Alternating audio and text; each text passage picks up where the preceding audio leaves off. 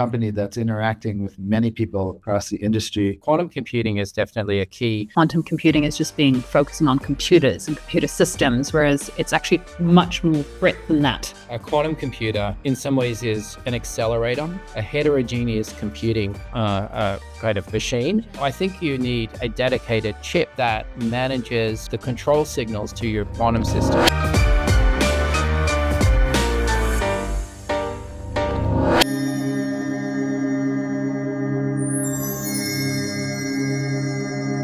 Welcome to the TSN Galaxy Podcast, where we ignite interesting conversations about topics that orbit in and around the Australian landscape. The topic of conversation today is one of the most interesting and consequential topics surrounding technology, quantum computing. And lucky for us all, we're joined by some of Australia's leading experts, Professor David Reilly and Professor Tom Ohki, co-founders of Emergence Quantum. Welcome, David and Tom, to the show. Thank you for having us. Great. Before we get stuck into some of the science and techie questions, can you give us a brief introduction about yourselves? We'd love to hear about both of your passions, how you got into quantum computing or technologies in the first place, and why you decided to start Emergence Quantum. My background is I'm a physicist, and I did work in defense industry for about 15 years or so in the U.S. Ended up coming to Australia around 2020, worked a bit at Microsoft, where I reconnected with David. And since that point, we really realized that we had the same kind of passion to start up the company that we did in Emergence Quantum. And so both of us have a deep interest in understanding how to really work on like the next generation of computing technology. That could be data center technology and also quantum computing technology. So that's kind of a bit of the background. I'm a physicist as well. And as Tom mentioned, we've been in the field of sort of quantum computing, quantum technology for 25 years or more each. And so I've seen it evolve. I have a PhD in quantum device physics or so on. And similar to Tom, I think over the years have been almost searching for the right mode in which I can have some, meaningful impact. And I've been an academic, a professor here at the University of Sydney now for 15, 20 years or so. But along that journey, really wanted to do something that would build capacity. I think quantum computing really requires significant teams and resources to do something serious. So I've been keen to find that. And just spent a decade at Microsoft. I thought that big tech companies were a vehicle for having that impact. Coming from academia, that sort of seems like the right way to go. I would say these days, more than ever, I think startup companies that are growing in size and that can really focus but remain agile are probably a better vehicle for where the field's at the moment. So we're really excited to found this company, Emergence Quantum. I'm excited for the impact that it will have. Incredible. And how long have you worked together? I think David and I have known each other for far too long. It probably goes back to early 2000s or so. We were funded by some of the same agencies in the U.S. that were looking at quantum computing research. So I think we met way back in the U.S. when he was at Harvard, and that was it goes way back. It's funny. Sometimes I'm searching for an email from Tom, and of course there's a lot these days. But sometimes my inbox will throw up something from like 2005 or something like that. And so we go way back. We've worked very closely, obviously, over the last few years, both at Microsoft and then in the context of our new company, every hour of every day. That's amazing. It's one of the markers of a great startup is when you've got really good founder dynamics. So that's really excellent. I wanted to also give the audience an understanding of what exactly Emergence Quantum does. So I think the first thing is that we're unusual in that we started this company with, a fairly large team of people, 25 coming up to 30 people, most of which have PhDs. So, that sort of sets the scene for the kind of work that we can do in the phase that we're in at the moment. And Emergence Quantum is really trying to build out a lot of the technologies that we think are going to have broad applicability in advanced computing. In particular, I think cryogenic areas of technology are very interesting to us. That is low temperature operation. So quantum computing is definitely a key pillar of our technologies. But we also see applicability in energy efficient computing. And that can be, again, it's a pretty wide bucket, as well as sensing technologies of various kinds. So we're unusual in that we're pretty big as a startup company. We're unusual because we've got this wide focus on technologies rather than a narrow focus on a particular product. And we're also unusual in that we really partner and build out networks with customers all around the world in order to be able to deliver impact across these areas. So very unusual from that point of view, but yeah, united, all that breadth is sort of comes together, I think, with a common focus that we're really trying to develop the technologies that are across quantum computing, energy efficient computing, and sensing applications. That's incredible. You mentioned that you have quite a big team. So even though you're a startup, you're quite large. How many team members have you got at the moment? Yeah, it depends how you count it exactly, but it's sort of coming up to about 30 people at this stage, and we've been up and running now for just over a year. But we're able to hit the ground running with that team. So most of that team are really, technical people with PhDs, have decades of experience in relevant industries. And it has been for us an enabler that right out of the gate, we were well positioned then to win some big contracts, to be able to support ourselves and start to build out that capacity. So that's one part of it. I think the other aspect of a larger team, it's not just the size, but obviously the culture and the quality of that team. And so, yeah, it's people that have known each other for a long time and have worked together for a long time, know how to interact, know how to argue, know how to move quickly when they need to. And so we sort of view that a little bit of a secret sauce that that team culture has been very, very enabling and efficient in the work that we do. Great. I want to talk about your team for a moment. So as you mentioned, a lot of the people at Emergence are going to be incredibly well credentialed, years of experience, PhDs, highly sought after in market. What keeps them staying with you? Yeah, so maybe I'll take that. There's a part of the team's mentality is that we are interested in really exploring a lot of the space in quantum computing and energy efficient compute. It's really at the core of it. It's the technical challenge, the work that really keeps people engaged, excited. And the way that we, I think, have structured the company really early on here is that we are a company that's interacting with many people across the industry. We're getting exposure to some of the hardest challenges that you see across these computing platforms. And that in itself, that breadth and that interesting R&D type of culture is something that we're nurturing and growing, and everybody is really actively contributing to building up. And so that's a hard thing to step away from, honestly. If you look at the other opportunities that present themselves in other startups where you may be laser focused on product and PR and pushing forward in one direction, which is great for some folks. But for us, I think the hunger, the desire to really push technology forward meaningfully in the compute sector is a very strong retention aspect of our company. And how exactly do you productize what you're developing or researching?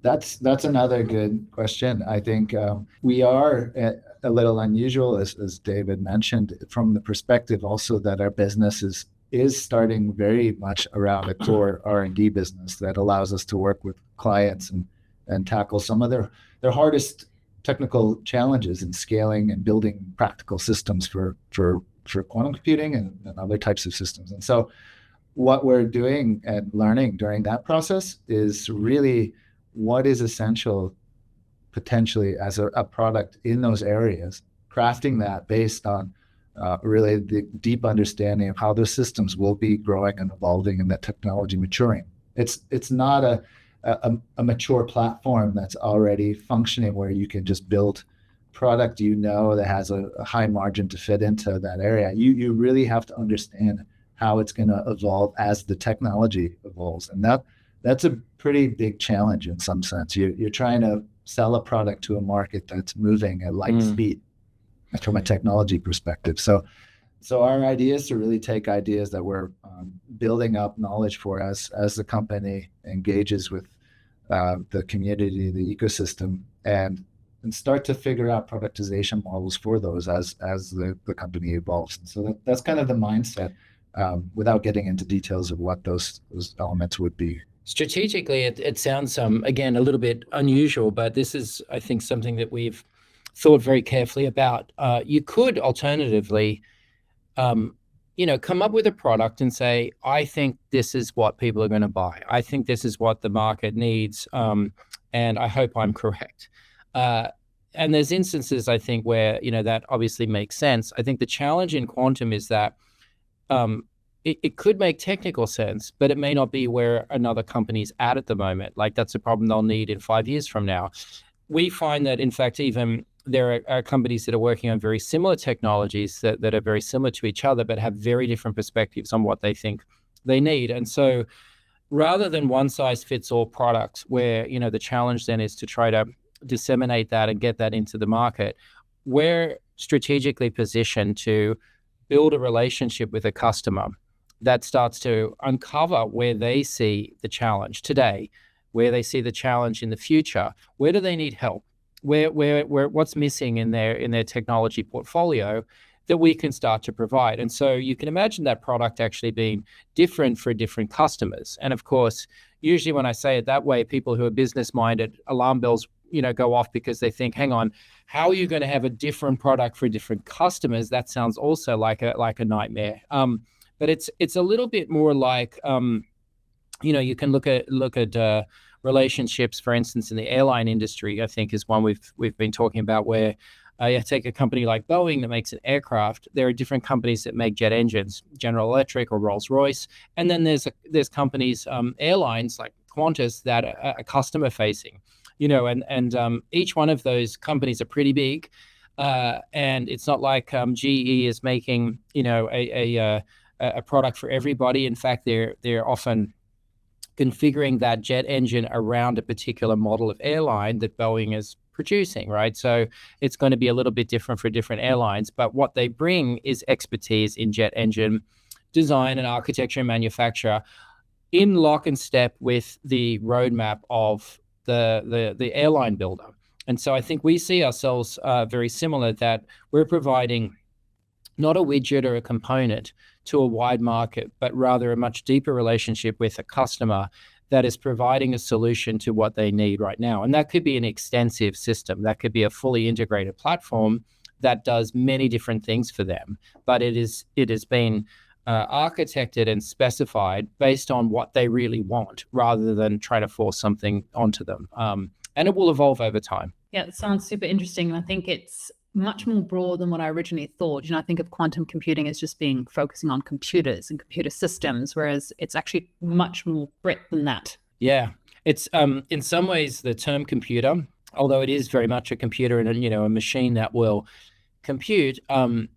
Because of the world we live in, when you hear computer, you think of the machines that we have, and in a lot of ways, what we're building resembles a space probe or something, or a satellite.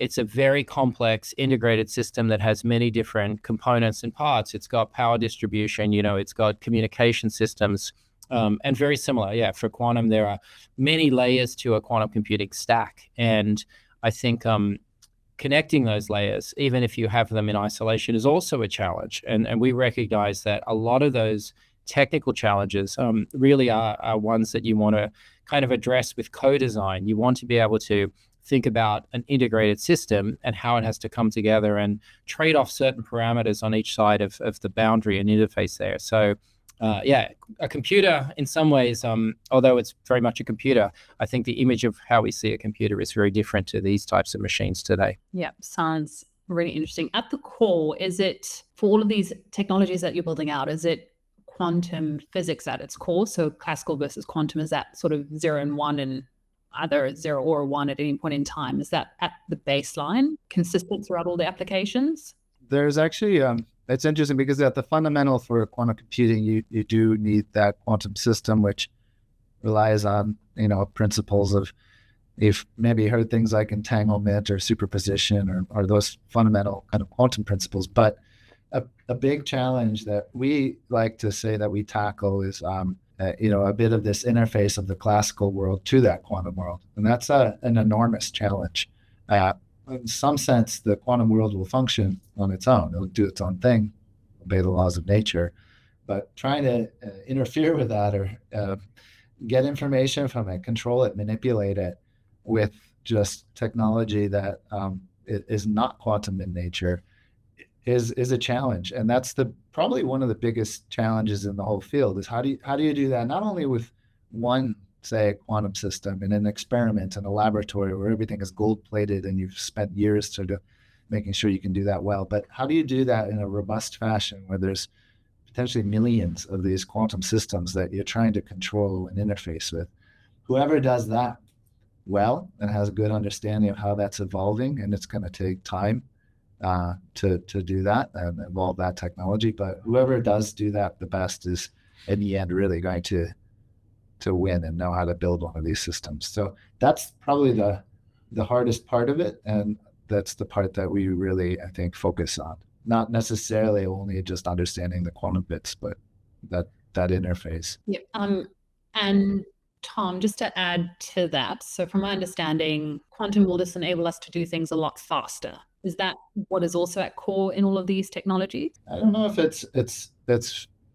there's certain things which get potentially sped up, particular algorithms that work for a specific application. So those are very few and far between at this point. That's actually one of the biggest areas that needs exploration, is more applications with algorithms that do give you a speed up. But to its fundamental core, you want to take advantage of some speed up in terms of processing time that quantum enables.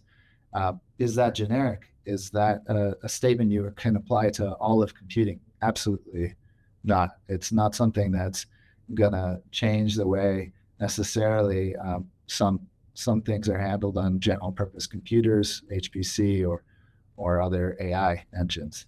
Will it work in concert to specifically address certain challenges that are provably hard in conventional systems? Yes, and so those applications, are still being really detailed out and understanding which ones, first of all, could be just economically beneficial, or have certain attributes which would be almost impossible to replicate in systems and provide exponential or like much faster speeds, right? So that's a big area at this moment. So maybe it would be good if we can explain the interconnectedness between, say, a computer in today's day and age and potentially what the quantum technologies they're developing will enable us to do. So how are we going to merge the two technologies? My understanding is quantum computing as a system. If you think of a quantum computer, we may see one in our lifetime, or we may not, as what I've read. But how will we merge the two technologies, so we can call it conventional systems with quantum, to progress forward? I think David was going to take this, but there's two questions in there in some sense. One is how does it work in the ecosystem of conventional computing? How does it integrate? The second is, will we see things in our lifetime? And I've got a specific answer for that. I'm not sure if David wants to tackle the first one. I do think you're going to see, there are quantum computers that exist today. So we can say that certainly, so long as we're alive right now, then that's a yes. It's a question of scale and it's a question of size. So, at some point, those computers that exist today, quantum computers that exist today, become increasingly more complex and larger, and therefore can start to process challenges that are going to have more and more impact. So, it's a question of scale and a question of sort of impact. And when I say impact, relative to what? Like these things are computing things that are useful, but you've got to compare, I think, the resources that you need, the computational resources to get to that answer relative to the resources of, classical or conventional computing. And the challenge there, of course, is that conventional computing is pretty powerful. And it's had many decades of evolution now where we can put trillions of transistors on a chip. And that technology has reached a level of maturity that, it enables so much of our world. So not only do you have to build a machine that's sufficiently complex and at scale that it can do something useful, but it also has to then go beyond that of being able to do it in a way in that the resources are more efficient or outperform in some sense what you could do with a conventional computer. Having said that, I think you're going to see a point in the next sort of decade or so where in certain use cases, indeed, that comes to be true. In areas of chemistry, quantum chemistry, specific molecules and so on that can have tremendous impact on manufacturing industries, in drug discovery and design and so on. I think material systems, these are going to be areas where quantum computers, I think, really, really shine, and we'll see that in the coming years. Maybe to add a little color onto what David was saying about scale. I mean, if people kind of wonder, what does that mean? Like, how big does it need to get to be useful? There's certain things that as the technology has progressed, certain milestones, moments that, when achieved, you kind of have a better picture of when maybe something will happen or what needs to happen next. And so I think in the early days, in the last 20 years, people have been working a lot at sort of the small numbers of, say, qubits or quantum bits level, just to get them to work, to understand. To build the system, you need something that's what in the world of computing is called error correction. So correcting noisy elements in the system. And there's an equivalent in quantum computers, which is quantum error correction. So a big milestone really in the field was to get to a point where you could start to build things that were corrected in that manner to allow you to build much, much more powerful systems. If you didn't have that, it would just be too noisy to do anything, right? And so you can't just build something bigger. It has to be robust and corrected in that sense. And over the last few years, really, there's been incredible progress to show that you can get to that point. So this notion of a fault-tolerant system or something that can survive its errors needed to happen. And so hit that point, but really for only like onesie, twosie qubit systems. You need to build things with potentially millions of these things. And so the thing is, the physics of it is being proven, like that we can get there. It's really getting to this new phase where it's how do you do that and build much, much larger systems using those same principles, taking advantage of what's been accomplished so far. And that's an area where David and I are excited about what's going to happen now, because it's less about proving that it can be done. It's more about showing the path to get there and working on that really tough engineering problem. So there's still open questions about applications and things like that, but the principles of the hardware are starting to be proven out now, that we kind of see the path forward in that regard. So going back to the question about a modern day computer, so today's computer, what would that look like? If you can just dumb it down for the audience, that would be great. What it will look like in the next 5 years or 10 years. For quantum computers? As in, no, a modern, like today, just a normal classical computer, the ones we use today. How are we going to integrate elements of quantum in the next sort of 5 to 10 years? Like, what are we looking at? Yeah, so maybe I think a way of thinking about that is that a quantum computer in some ways is an accelerator, a little bit like the distinction between, what people call GPUs, graphics processing units, that of course are these days the backbone of AI, and the more traditional CPU. And so you have different types of hardware that the architecture of that hardware is more efficient at certain types of problems. So, I don't want to execute everything on a GPU. There are instances where a CPU would be better at doing that, and vice versa. Obviously, there are other variants beyond just CPU, GPU, and in some ways, you can think of a quantum computer, a QPU, if you want to call it that, as being this coprocessor or this accelerator that, for quantum problems, applications that really require some calculations in the area of quantum mechanics or can be mapped onto quantum physics, then that processor is going to be the hardware that executes that part of the problem. When you look at an application, though, you could break it down into things that can be solved efficiently with a conventional or classical computer. That might be a GPU or a CPU. Then there'll be parts that actually might require, not just a quantum system for quantum physics. It could even be that in between those worlds, there are other types of hardware platforms that are well positioned and well suited for that type of problem. So, I think it's what we would call, in the technical language, a heterogeneous computing kind of machine. And of course, all of that's abstracted away. The user doesn't care. You're on your phone, you're browsing social media, you're calculating something, the train timetable, whatever it is. All of this is happening in a cloud data center environment. But within that environment, the actual hardware that's being used is being tailored to the specific part of the algorithm or part of the problem that you're trying to solve.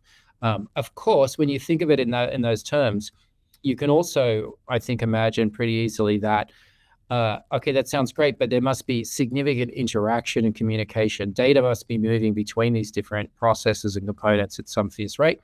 Indeed, that's the case. That brings with it tremendous challenges when, let's say, the quantum part, the QPU, it really needs to be highly isolated from the classical world. So it's not as straightforward as just, I think, dropping it on a chip in the same way that we have in conventional processes. We really have to think about what that interface between the quantum and classical world is. Fascinating. Sorry, Tom, did you want to add something? I just wanted to add maybe a little more detail on that. But in some sense, there's you think of all the applications that are being focused on now, and many of them focus on the fact that you just a standalone quantum computer might not be the target or the most useful thing. Pairing it with some other high performance computing system seem to be the most relevant and impactful applications that have been surfaced so far. Not saying that others won't be revolving around a single just quantum computer, but this kind of hybrid computing platform is very much where things are trending. And so that means that if you want to picture what it looks like, it's probably not a quantum computer standing alone that you're using. It's actually sort of in a data center with some other high performance compute platform or something that actually is co-processing with that unit. So that might physically be what it looks like. So seeing these things exist next to, whether it's hyperscalers, data centers, or other HPC platforms is likely where the trend will go. And what it means in some sense is that there probably will be, and I think David and I have this philosophy that maybe the first things won't be necessarily just that paradigm. There's a whole bunch of things that are happening within the computing centers, data centers, and in those sorts of large compute platforms, which will be next steps that move towards quantum type systems, not necessarily immediately to put a quantum processor there, but other things that will enhance current computing systems. So you asked like 3 to 5 years, what's going to happen? It may not be the quantum systems that make the most impact, actually, but the things on the way to integrating quantum computing platforms, where that is the destination, those other things, those intermediate steps might be the things that you actually start seeing more in the next 3 to 5 years as big, impactful changes. And so that's actually how EQ is viewing this progress of technology in this area, that it's not just quantum or bust. There's actually a big road or a long road to get there. And there's other really, really impactful technological changes that will happen in computing paradigms before that actually even starts to impact. Yeah, thank you. That's really insightful. I just want to talk about the cooling systems that are required. Is this across the board for most of the quantum technologies that cooling is a big problem? Yeah. And I think, it's changed over the years, but nowadays, all of the scalable approaches, the physical platforms that people are pursuing, all of them involve not just cooling, but in fact cryogenics, that is, ultra low temperature operation to enable part of their function. So whether you're building the quantum computer out of semiconductors or superconductors, even photonic systems, optical systems, even ion trap systems, one way or another, cryogenics is entering that story. And I think that I think that that's going to, as Tom said, lead to a requirement that the technologies that support cryogenics and the interface of cryogenics with computing in terms of all of the electrical systems, the thermal management systems, and so on. Yeah, there's sort of a horizontal across these different platforms, but we're convinced that those types of technologies are going to be critically important, irrespective of what the underlying physical platform of your quantum system is. I did read something in a news article that mentioned Emergence Quantum had developed technology that significantly enhanced the cooling system. Can you talk through that sort of technology? Yeah, I think probably the article you're seeing there was very much about this question of, how do you control a quantum computer, and how do you move signals from the classical world, the world of high performance computing, in and out of a quantum processor. And when you kind of look at some of these challenges, and they relate to cooling, thermal management, they relate to the electrical signaling, you sort of need some platform that is an interface system. Its role is to be tightly coupled to your quantum device. And so sort of it's easy to say in these general terms, but what does that even specifically mean? When you look at the underlying technical requirements, I think a lot of engineers would say, I think you need a dedicated chip that manages, for instance, the control signals to your quantum system. And, the world knows how to make such chips. That's in your phone, that's in, many electronic devices. But now the challenge comes of like, well, can you do that? Make a chip that actually functions at temperatures where your quantum system is operating. And this is, at temperatures of minus 273 degrees or so. Not only can you do it, but can you do it in a way that you don't disturb the quantum system and turn it into a classical system. So yeah, we've certainly done work where we've architected and prototyped and shown that you can design such chips that they are able to act as an interface between the quantum and classical world. They operate at deep cryogenic temperatures. They're going to be important, we think, for scaling out quantum computing and quantum technologies. They will equally have a broader impact in any technologies where cryogenics is important, including, I think, the future of what you might call, somewhat conventional based computing, but nonetheless at cryogenic temperatures where performance can be enhanced. Yeah, really interesting. How exactly are you cooling the systems? So what is the technology involved to cool the systems? Like, are you using, is it electricity? Is it, I have no idea. I'm an accountant, I'm not a scientist. So. There's cryogenics has been around for a long time.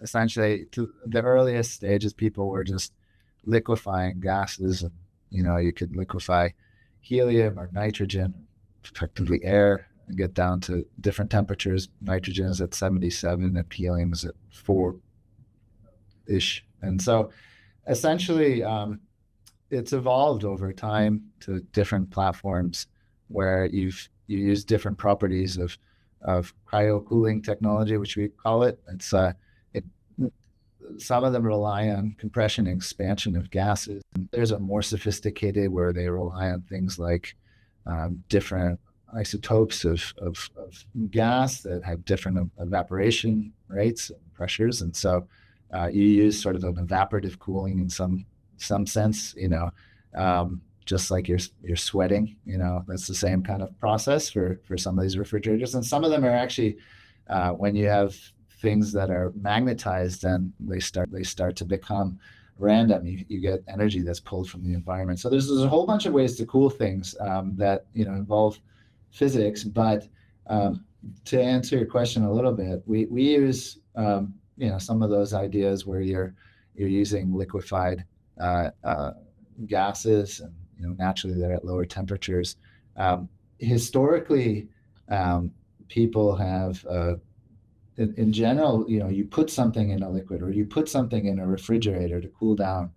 One of the challenges related to what we're doing is that it's less about we're putting things in something to cool down. It's more about how do you take the concept of cooling and really make it part of your system where it's really tightly integrated with how you cool your entire system. So going directly to chip, you've seen sort of things in data centers now where people are actually pumping liquid directly to GPUs to cool them down. So if you think about that, that's actually kind of more like what we're thinking about. It's no longer dunking something in a tank of nitrogen or putting it in a refrigerator. It's actually bringing all of that infrastructure to cool kind of actively and really in micro scales in certain systems, and removing heat in that way. So that's the big challenge of cryogenics now. And some of it will be using liquid, some of it will be using other processes that are a bit more sophisticated. But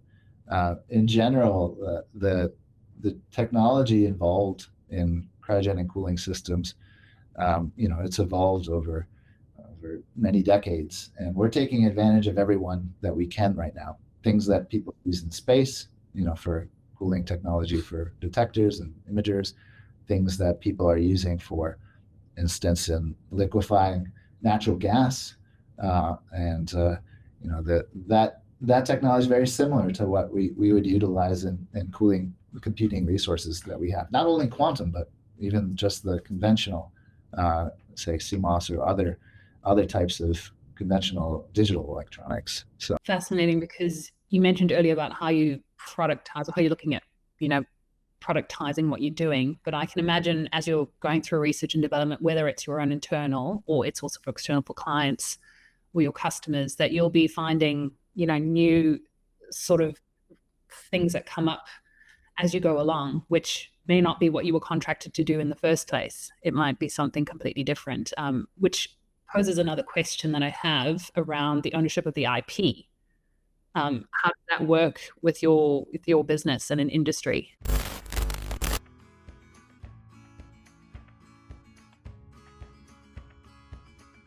Of course, IP is critical and registered IP, but I would say know-how in this field is king at the moment. And I could hand you, a detailed step-by-step, every little specification of exactly what to do and how to do it. And this is where here's the toolkit with it. It came in the in the mail. You open up, it's got every tool you need, detailed instructions of how to build a quantum computer.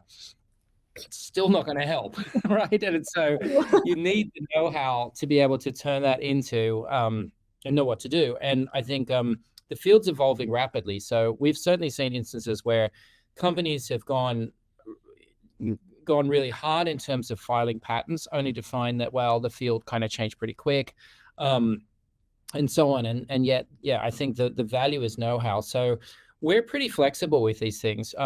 We have a variety of models. Obviously, we're generating IP as we go. In some instances, we're registering that if we think that makes sense, if that's going to be something that is going to enhance the business or lead to potentially a licensing arrangement that may be important. But equally, we're very flexible. There are customers that obviously the work they're doing, it's critical to their business that they retain some of that IP. We may bring background IP. So it's all possible ways of doing it. And again, like that earlier conversation of like, is it one single focused product, your unicorn that's going to somehow get all the way? Our approach is to say, let's adapt both customer by customer and also over time as to what that position is, in order to maximize, what the impact's going to be for everybody. Tom, did you have anything to add? No, other than the fact that maybe related to an earlier comment about how we're really trying to hit a moving target in terms of technology. And when you think about that and IP, it's an interesting dichotomy, because whatever you're developing this year is almost certainly not relevant next year. And so what does IP mean in that space, right? We're not going to be building the same thing we are today for the computers that are going to be needing to be constructed 3 years from now, or even next year, like I said. So in that regard, there's certain things that we can consider core background IP. A lot of know-how, a lot of the way we approach a problem is the core part of our business and how you solve those problems. And so what does IP get you? It gets you protection against people copying and essentially building out something potentially as a competitive product. But in the space we're in, I think it's more challenging to try to do that. So just by the nature of the business and the technology we're working on at this point in its evolution, I think the model that we have, yes, there's IP. We can be very flexible about it with customers, and that kind of allows us to be flexible about the nature of things at this point. So, yep. So keeping a human in the loop here. With let's have a conversation about AI taking over your jobs. Mine's at risk being an accountant. Debits and credits. It's pretty easy to program. Yours are fine. We'll see. I think eventually it comes for all of us, but maybe we're a little bit further out. Yeah. So important with your IP being the know-how. Are you guys utilizing AI in your everyday research and development? Yeah, it's an interesting question. I mean, we are in the way that probably everybody is. Are we going above and beyond that? It's early days, I think, and you were touching on just then, this idea that perhaps the human in this field remains sort of relevant for longer. And I think one thing I've been reflecting on is just the idea that if you look at but really all of the most impactful discoveries over the last decades, Nobel Prizes and so on, in all fields, so many of them serendipitous discovery, accidental discovery. It's excuse me, someone who set out to do one thing, found that didn't make any sense, and often it's actually a mistake. It's somebody did the wrong thing. So I don't know. I'm wondering, do you need the dumb human to make mistakes? Do you need the dumb human that comes in and without all of the knowledge that would have otherwise convinced you that this is not going to bear fruit? Sometimes our ignorance is actually our enabling superpower, that we go charging on into something without all of that deep knowledge that would have convinced you not to do it. And most of the time that doesn't work, but occasionally it actually pokes through and creates these discoveries. So I don't know to what extent accidental discovery and the ability to recognize it as such aligns with today's AI. I mean, I won't talk about, I think everything changes over time, but where we are today, where you have language models that are training on large amounts of data, obviously they're then instructed to go and do some particular task. How adaptable are they along the road to say, I was given instruction to do this task, but I found this really interesting thing and I made a big mistake and I'm going to change direction and drop the original task and go and pursue this thing that'll have impact. I think that may eventually come, but at the moment that I think is still the domain of ignorant humans to be creative in that way. So we'll see. Very interesting. I want to also ask a couple of questions about which industry you think will be the most impacted by quantum technologies in the next 5 to 10 years. I mean, I'll take a go at that. The first thing to say there is that to level the playing field, you should ask the pioneers of conventional computing in the 50s the same question and see what answers you get. And I think that's probably a good sort of calibration on these kinds of questions. And in fact, I have a quote in my head from John von Neumann, who was one of the real sort of founding people involved in the early development of computers, and was incredibly smart person, and was asked almost an identical question. And he said that the full extent of the technology will only be known when it reaches a sufficient scale that it defies our intuition. And that was his response to a question that was asked of him in 1947. And I think the same is true of quantum, that we do have examples where we know that if you could build a machine of sufficient scale, you would be able to do something with it that is going to be highly impactful, is going to do things that conventional computers simply will never be able to touch because of the resources that are needed.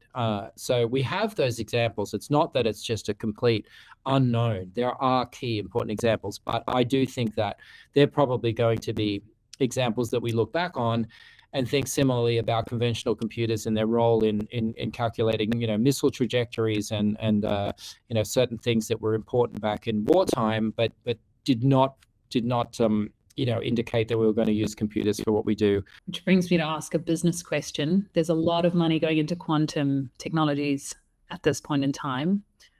So what is your view? Are these companies overvalued? Are they undervalued?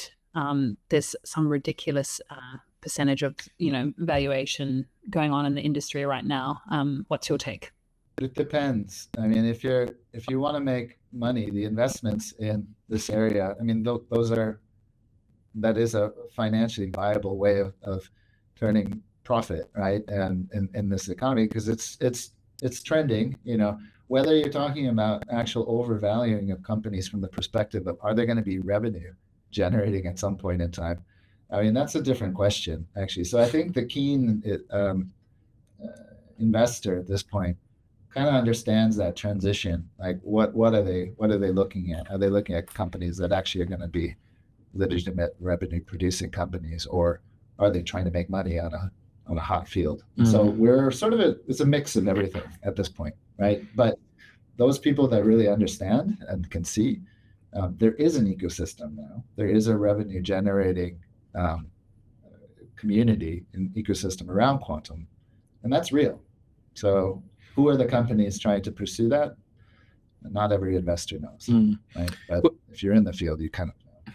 That's true.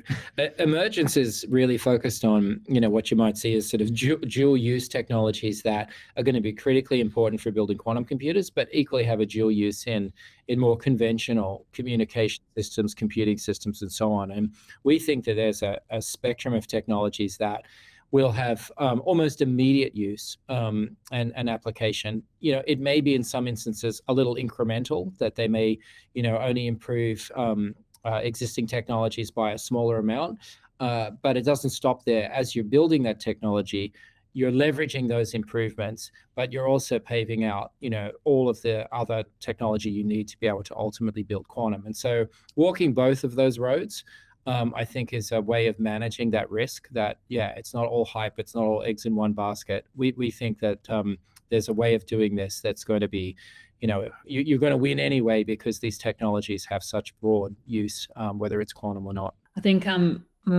both of you have a very good understanding of how business works as well, just from these conversations. Typically professors will be all about academics, but you do have a I think you touched on both. I was thinking I might not understand everything in this conversation, but you've explained it really, really well. So thank you both. I wanted to also close out that I have a better understanding. At the beginning of the conversation, I was going to say, I feel like I watched Zooland on the weekend, and I feel like Derek and Hansel, when they don't understand that the files are in the computer, they couldn't break it. And that would be my understanding of quantum. But I feel a lot smarter now. So before we close out, is there anything else that you would like the audience to hear about? I think maybe just one quick comment is in Australia, and many of your listeners would be Australian based, not exclusively so, but just to, I think, recognize that it is a hot topic for a reason. There absolutely is genuine, meaningful, concrete physics here that you can point to, and the likelihood that quantum computing is somehow disrupted, I think, is actually highly unlikely because of the underlying, physics there. It's not a question of if I made a conventional computer bigger or faster. It doesn't matter how big it is. You're not going to be able to compete ultimately with a scale quantum computer. So there's real excitement and reason to be interested in this field. And Australia does have, I think, a real role to play here. It's an international field. Of course, there is significant investment worldwide, but Australia is a good place to be if you're interested in quantum computing. And there's, really an ecosystem that's developed here over decades that has positioned Australia to play on that world stage. And so, if quantum was your thing, then Australia is definitely a place to think about playing in that space. Anything from you, Tom? Closing comments?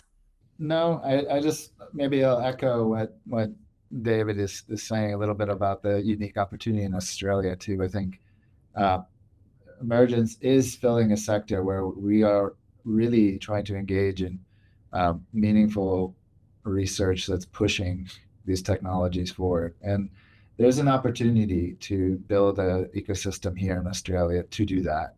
Not because there's already some existing great talent. There's a desire from the country nationally. There's also a potential growth of data center technology here, which will drive both the conventional computing innovations, but also quantum innovations. And so it could be a golden era for Australia and developing companies kind of like ours to really take advantage of that sector and this growth. Yeah, but I think on behalf of Australia, we thank you both for just being at the forefront of quantum technologies. You're doing such an incredible job. Thank you so much for joining us. And to the audience, if you want to learn more about Emergence Quantum, connect with the team at emergencequantum.com or connect separately with David and Tom via LinkedIn. See you next time on TSN Galaxy.